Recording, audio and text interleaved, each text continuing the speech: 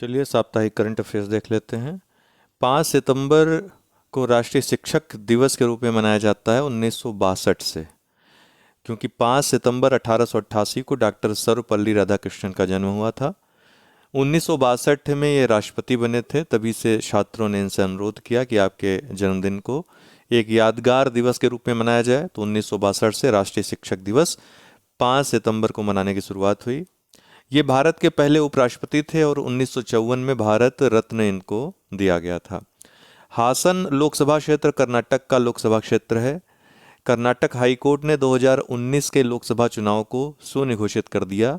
इस लोकसभा क्षेत्र की जहां तक बात है, प्रज्वल रेवन्ना जो कि जदयू के ये सांसद थे चुने हुए, इनके चुनाव को जो है भ्रष्टाचार गतिविधियों के आरोप के कारण रद्द कर दिया गया। उद्यमिता के लिए शिक्षा मंत्रालय द्वारा मेटा के साथ ये आरंभ किया गया है उद्यमिता के लिए शिक्षा कार्यक्रम। इसके तहत अगले 3 वर्षों में 5 लाख उद्यमियों को डिजिटल प्रशिक्षण प्रदान किया जाएगा। Max Verstappen formula 1 car racer हैं, रिकॉर्ड 10वीं बार इटालियन ग्रांड पिक्स इन्होंने जीता है। डूरंड कप फुटबॉल मोहन बागान ने ईस्ट बंगाल को हराकर 23 वर्ष बाद ये खिताब जीता है। दोनों टीमों ने 16-16 बार ये अभी तक जीता था। डूरंड कप 2023 जीतने के बाद मोहन बागान ने 17वीं बार अर्थात सर्वाधिक बार ये टूर्नामेंट जीता है। इंडोनेशिया के जकार्ता में 20वां आसियान भारत शिखर सम्मेलन आयोजित हुआ। इसके साथ ही 18वां पूर्वी एशिया शिखर सम्मेलन भी आयोजित हुआ, जिसमें प्रधानमंत्री मोदी ने भाग लिया। आपको बता दें, आसियान की स्थापना 1967 में हुई थी। 10 सदस्य राष्ट्र हैं इसके। भारत, चाइना, ऑस्ट्रेलिया, अमेरिका जैसे देश इसके पर्यवेक्षक राष्ट्र हैं। इसका हेडक्वार्टर जो है जकार्ता में ही है। नैस्कॉम, अभी हाल ही में राजेश नाम्बियार को अध्यक्ष नियुक्त किया गया है नैस्कॉम का। नैस्कॉम एक आईटी और बीपीओ के क्षेत्र में कार्य करने वाली नॉन गवर्नमेंट ट्रेड संस्था है। 1 मार्च 1988 को इसकी स्थापना हुई थी। हेडक्वार्टर नोएडा उत्तर प्रदेश और नई दिल्ली में है। सांची, मध्य प्रदेश के सांची को देश का पहला सोलर सिटी बनाया गया है।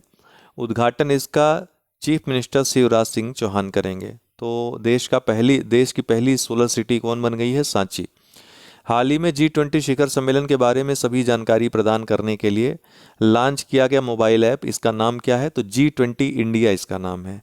नटराज प्रतिमा दिल्ली के G20 शिखर सम्मेलन आयोजन स्थल जो कि भारत मंडपम में हो रहा है, इसमें दुनिया की सबसे ऊंची नटराज प्रतिमा जो कि 28 फुट की स्थापित की गई है। नई दिल्ली, यहाँ NTPC की मेजबानी में green hydrogen pilot in India पर सम्मेलन आयोजित हुआ। कहाँ पूछेगा? तो नई दिल्ली में। Fire on the Ganges, life among the dead in Banaras, ये लेखक इसकी कौन है? राधिका अयंगर। ये पुस्तक काफ़ी चर्चा में है। मालवी मिशन बहुत महत्वपूर्ण है। यूजीसी का शिक्षक प्रशिक्षण कार्यक्रम है, जो नई राष्ट्रीय शिक्षा नीति है, उसको आगे बढ़ाने के उसकी ओर अग्रसर होने की दिशा में एक कदम मालवी मिशन है, जिसमें मानव संसाधन विकास केंद्रों का नाम बदलकर मदन मोहन मालवीय शिक्षक प्रशिक्षण केंद्र करने की घोषणा भी की गई है। इस हेतु बजट भी आगे आप देखेंगे, बजट 2000 जब 24-25 आएगा तो उसमें काफ़ी बजट इसमें आवंटित होगा।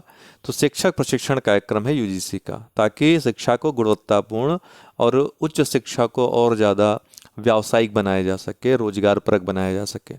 जल जीवन मिशन, अगस्त 2019 में ये मिशन प्रारंभ हुआ था। तब ग्रामीण परिवारों में अर्थात 3.23 करोड़ घरों में ही नल का कनेक्शन था, लेकिन हाल ही में सरकार की रिपोर्ट के अनुसार 13 करोड़ ग्रामीण परिवारों को नल कनेक्शन हो गया है। तो इतना बढ़ाकर 3.23 करोड़ से बढ़ा करके 13 करोड़ कर दिया गया है। इस मिशन के तहत 6 राज्यों गोवा, तेलंगाना, हरियाणा, गुजरात और पंजाब और हिमाचल प्रदेश और 3 केंद्र शासित प्रदेश कौन कौन? चंडीगढ़, दादरा नगर हवेली और दमन दीव और अंडमान निकोबार द्वीप समूह।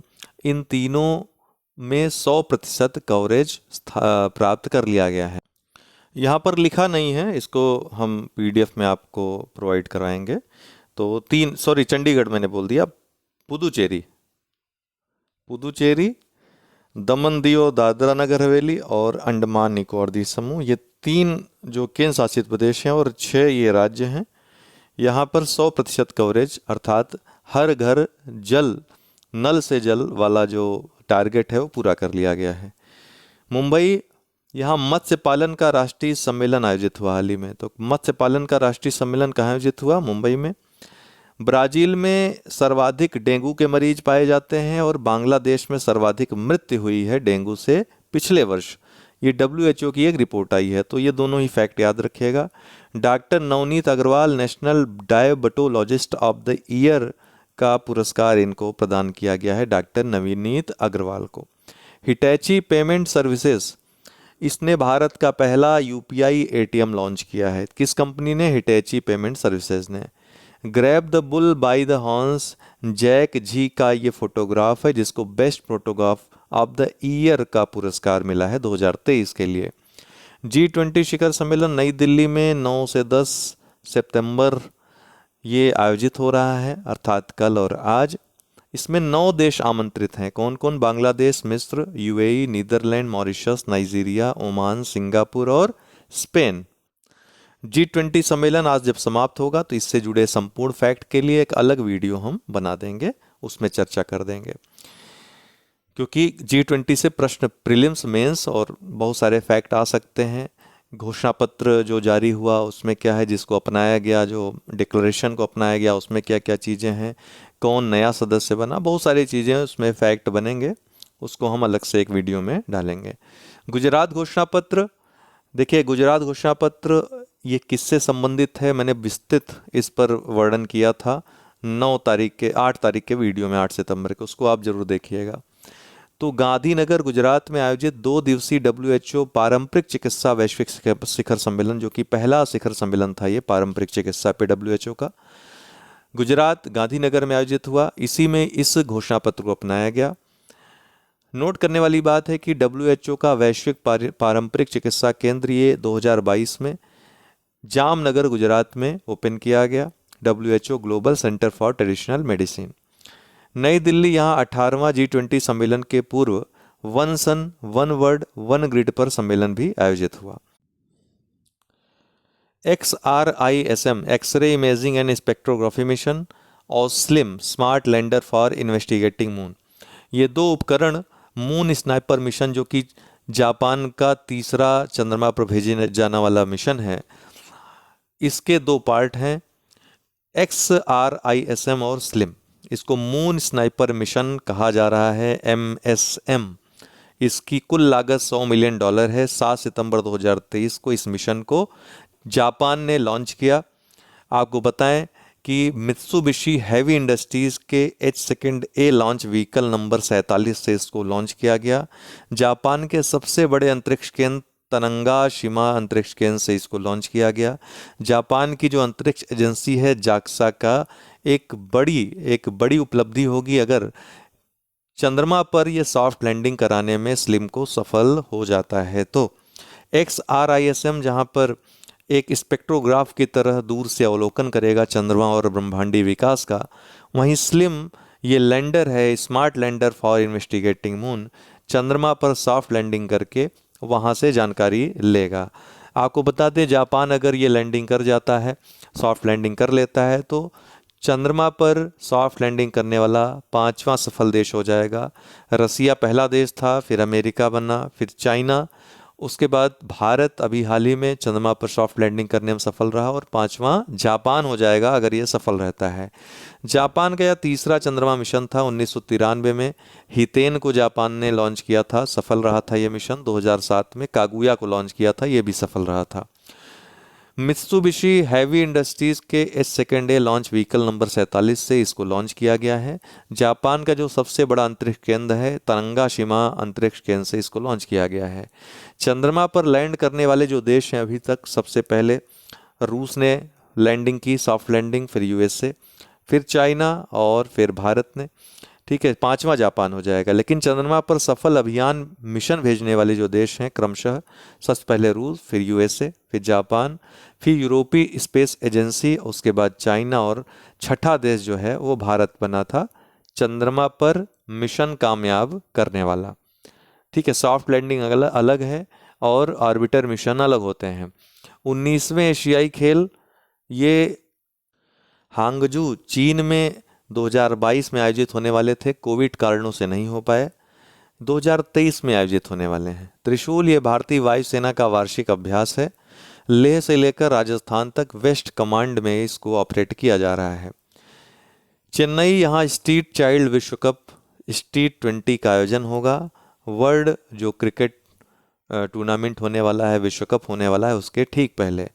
वार्षिक सर्वश्रेष्ठ देशों की रैंकिंग हाल ही में अमेरिकी संस्था विश्व रिपोर्ट के द्वारा जारी की गई। 136 देशों में स्विट्जरलैंड लगातार दूसरी बार और कुल छठी बार सर्वश्रेष्ठ देश के रूप में उभरा है इस रैंकिंग में।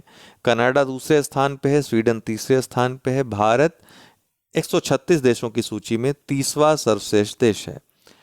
8 सितंबर को अंतर्राष्ट्रीय साक्षरता दिवस मनाया जाता है। 1967 से ही यूनेस्को के द्वारा ये मनाया जा रहा है। 2023 की जो थीम है, promoting literacy for a world in transition, building the foundation for sustainable and peaceful societies. Orissa, यहाँ के रायगढ़ शॉल और कोरापुट काला जीरा चावल को GI टैग प्रदान किया गया है। स्वच्छ वायु सर्वेक्षण 2023 131 शहरों के लिए जारी किए गए। शहरों का वर्गीकरण इसमें 3 श्रेणियों में किया जाता है। 10 लाख जनसंख्या से ऊपर के शहर, 3 लाख से 10 लाख तक की जनसंख्या वाले शहर और 3 लाख तक जनसंख्या वाले शहर। 10 लाख जनसंख्या से ऊपर वाले शहरों में सर्वश्रेष्ठ जो शहर हैं इंदौर, आगरा और ठाणे हैं। सबसे खराब जो शहर हैं मदुरै, हावड़ा और जमशेदपुर हैं, नीचे से ये। 3 से 10 लाख जनसंख्या में सर्वश्रेष्ठ अर्थात सबसे स्वच्छ वायु वाले अमरावती, फिर मुरादाबाद उत्तर प्रदेश का और गुंटूर तीसरा। वहीं सबसे खराब जम्मू, फिर गुवाहाटी और फिर जालंधर। 3 लाख या उससे कम जनसंख्या वाले शहरों में सर्वश्रेष्ठ परवाणु, काला अम्ब और अंगुल। वहीं सबसे खराब कोहिमा। आज के लिए इतना ही। बहुत बहुत धन्यवाद।